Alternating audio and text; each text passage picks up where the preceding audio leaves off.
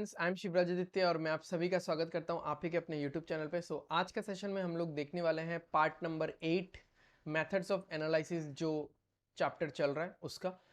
सो यहाँ तक हमने डिस्कस कर लिया था, जैसा कि आप लोग स्क्रीन पे देख पा रहे होंगे। अभी हम लोग एक्चुअली मेथड्स ऑफ एनालिसिस में जाने वाले हैं। यहाँ तक तो प्रीवियस डिस्कशन था जो आपने स्ट्रेंथ ऑफ मटेरियल्स में भी पढ़ा होगा, ठीक है। अभी हम लोग मूव करने वाले हैं, ज़्यादा एनालिटिकल पार्ट में मूव नहीं करने वाले हैं। हम लोग थोड़ा सा थ्योरेटिकल पार्ट समझेंगे धीरे धीरे हर एक मेथड का, एंड फिर हम लोग एनालिटिकली सारे क्वेश्चंस भी सॉल्व करेंगे, ठीक है। तो आज का जो टॉपिक रहने वाला है वो है पार्ट नंबर 8, है ना। तो आज का टॉपिक रहने वाला है प्रिंसिपल ऑफ सुपरपोजिशन या फिर मेथड ऑफ सुपरपोजिशन, ठीक है। तो मैं लिख देता हूं मेथड ऑफ सुपरपोजिशन या फिर principle of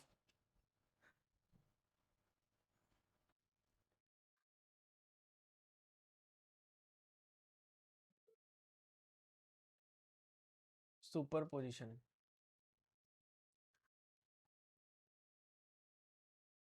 okay, so directly principle पे जाने से पहले देयर आर सम एजम्पशंस, ठीक है। देयर आर सम एजम्पशंस जिस पे ये मेथड काम करता है।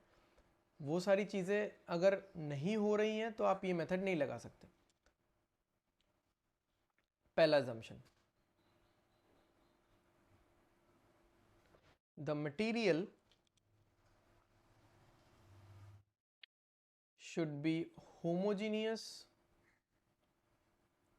should be homogeneous, isotropic,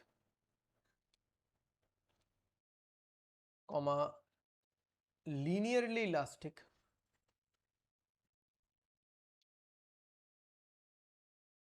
linearly elastic,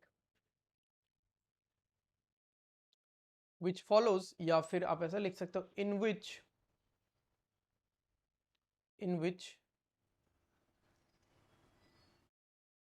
Hooke's law is valid।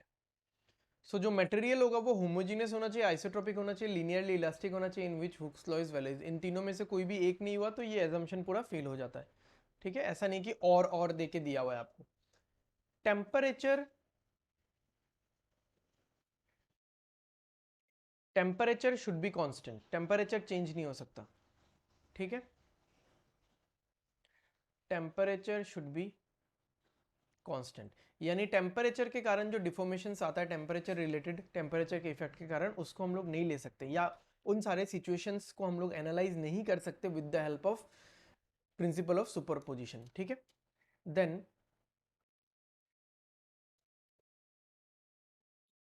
Supports should be, supports should be unyielding,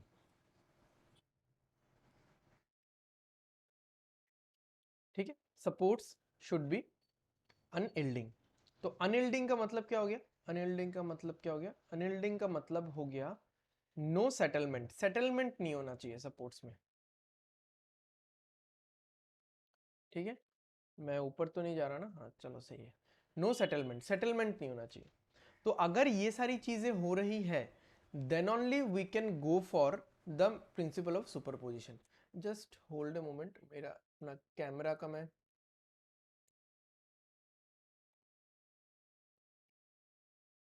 okay एक सेटिंग था तो वो सही कर दिया मैंने। एनीवेज, तो चलते हैं देखते हैं क्या है। According to the principle of superposition, principle of superposition,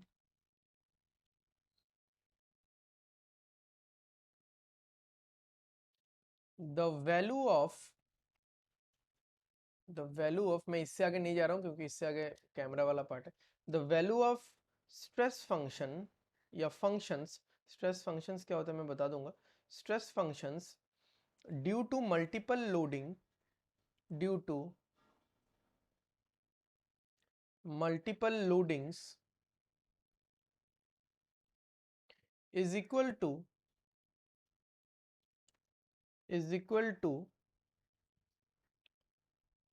the effect of is equal to the sum of, यही तो मेन वर्ड है, sum of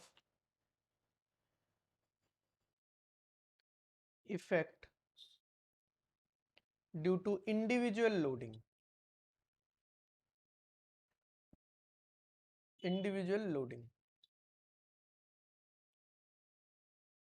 ठीक है। यानी जो स्ट्रेस फंक्शंस है वो मैं बता दूंगा क्या होता है स्ट्रेस फंक्शंस। स्ट्रेस फंक्शंस का जो वैल्यूज है वो मल्टीपल लोडिंग्स अगर आ रहा है, मान लो कोई एक बीम है, कोई भी एक मेंबर है, उस पर वर्टिकल लोड आ रहा है, दो तरह का वर्टिकल लोड आ रहा है या एक वर्टिकल लोड एक मोमेंट आ रहा है, मल्टीपल लोडिंग्स जो आ रहा है उसका उसके लिए जो इफेक्ट आ रहा है वो इफेक्ट आपको बहुत इजीली मिल जाएगा। कैसे? आप सिंगल इंडिविजुअल लोडिंग के लिए इफेक्ट निकाल लो, उन सबको जोड़ दो, वही हो जाएगा टोटल। ठीक है, एकदम लीनियर है ये चीज, एकदम लीनियर है। तो देखते हैं, जैसे द स्ट्रेस फंक्शंस में बस थोड़ा सा बता देता हूं। द स्ट्रेस फंक्शंस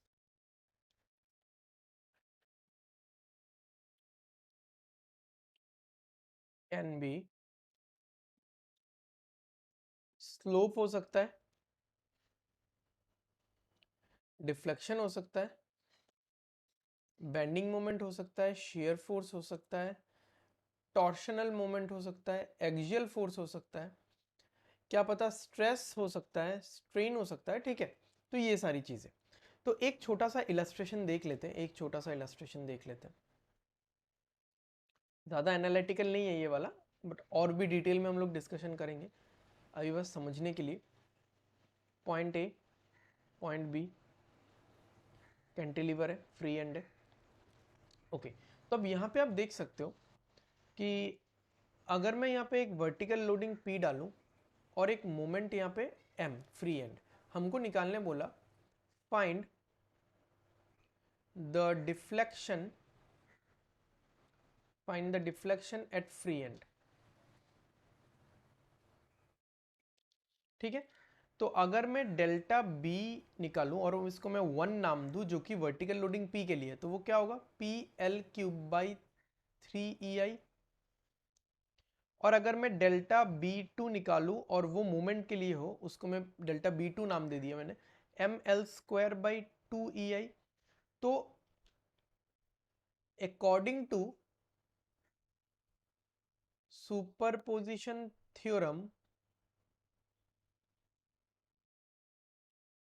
ये जो दोनों इंडिविजुअल इफेक्ट हैं, ठीक है, अब अगर मुझे ओवरऑल डेल्टा बी निकालना है, डिस्प्लेसमेंट एट बी निकालना है, वो क्या होगा, दोनों का इंडिविजुअल इफेक्ट का टोटल होगा और नथिंग, और कुछ भी नहीं।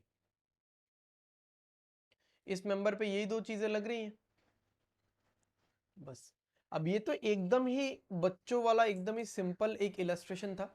ठीक है, हम लोग आगे देखेंगे और भी different type of situation, different type of structure में कैसे ये काम करता है, कैसे हम लोग लिखते हैं। बट वही वही बात है, जो ये जो मैंने लिख दिया सीधा सीधा PL³/3EI ML²/2A, ये मैंने कैसे लिखा, क्योंकि वो प्री रिक्विजिट नॉलेज है हमारे पास। ठीक है, वो प्री रिक्विजिट चीज़ें हैं हमारे पास, तो वो आपको याद रखना ही पड़ेगा। ठीक है, सो अगर आपको वीडियो अच्छा लग रहा हो, पसंद आ रहा हो, तो लाइक करो, शेयर करो और सब्सक्राइब कर दो, सो दैट आने वाले वीडियो का नोटिफिकेशन आपको मिलते रहे। ठीक है, तब तक के लिए take care, bye bye, study well and study hard. मिलते हैं हम लोग अगले सेशन में, यानी पार्ट नंबर 9 के साथ। ठीक है, साइनिंग ऑफ।